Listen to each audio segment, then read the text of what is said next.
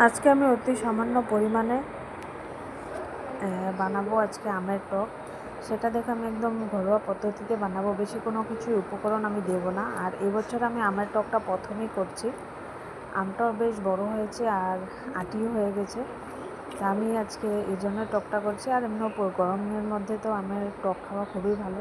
তো আজকে প্রচুর গরমও পড়েছে, সেই জন্য ভাবছি যে আমের অল্প টক বানিয়ে নিই।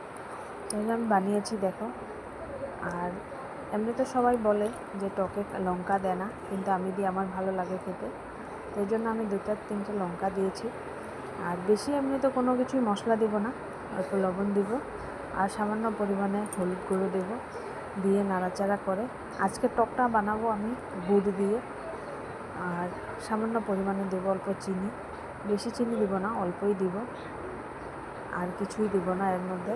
আর অল্প ভাজা মশলা করেছি, সেটা আমি পরে দিয়ে দেব। তো খুব সুন্দর করে আমার দেখো নাড়াচাড়া করে কিছুক্ষণের জন্য রেখে দেব।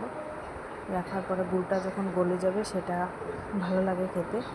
তো আমার এদিকে গুড়টা দেখো গলতে শুরু করেছে। তো কম আঁচে রেখে আমি একদম খুব সুন্দর করে আমার রেডি হয়ে গেছে টকটা। আর এখানে অল্প সামান্য পরিমাণে জল দেব, সেটা মানে সবগুলো একসাথে সিদ্ধ হয়ে ভালো লাগবে পরে খেতে। তো দেখো আমার হয়ে গেছে আমের টক। সত্যি গন্ধটা কিন্তু অসাধারণ হয়েছে। তোমরাও সবাই একবার বাড়িতে এমন করে সাধারণ উপকরণে টকটা বানিয়ে দেখবে, সত্যি খুবই ভালো লাগে। আর কেমন হয়েছে বন্ধুরা তোমরা কমেন্ট করে বলবে। আর এই বছরে প্রথম বানিয়েছি, ভালো লাগলে সবাই ফলো করবে। Bye bye.